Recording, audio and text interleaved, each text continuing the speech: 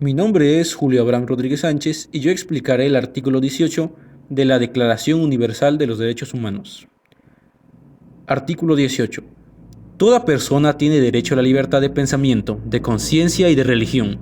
Este derecho incluye la libertad de cambiar de religión o de creencia, así como la libertad de manifestar su religión o su creencia individual y colectivamente, tanto en público como en privado, por la enseñanza, la práctica, el culto y la observancia.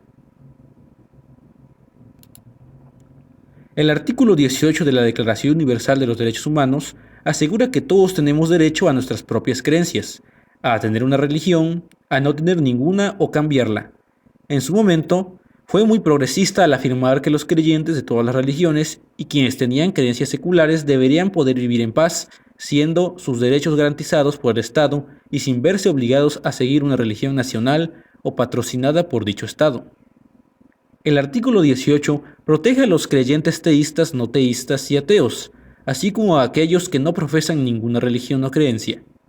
Lo que resulta menos conocido es el papel que jugaron las organizaciones religiosas en el lanzamiento y el mantenimiento del movimiento de derechos humanos. En el sur de Asia, el hinduismo inspiró la larga marcha de Mahatma Gandhi por la liberación de India. Cristianos protestantes lideraron la lucha para abolir la esclavitud en Reino Unido y Estados Unidos en el siglo XIX. Los católicos romanos en Polonia y los luteranos en Alemania Oriental estuvieron a la vanguardia de la lucha contra el autoritarismo a finales del siglo XX, y los católicos romanos en América Latina presionaron por la justicia social a través de su teología de liberación.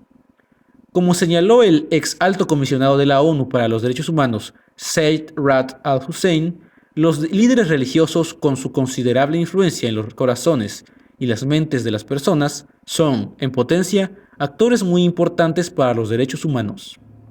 Sin embargo, con frecuencia se considera que las religiones y los derechos humanos están en conflicto entre sí, con debates en Europa Occidental sobre si las mujeres se les debe permitir usar pañuelos sobre la cabeza.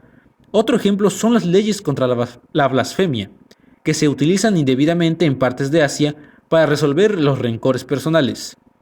Algunas personas afirman que no solo hay que tener libertad de religión, sino también estar libre de cualquier religión, especialmente cuando se recurre a ella como justificación de prácticas discriminatorias o incluso perjudiciales contra las mujeres. Varios órganos de derechos humanos de la ONU han planteado con frecuencia asuntos relacionados con la diversidad religiosa.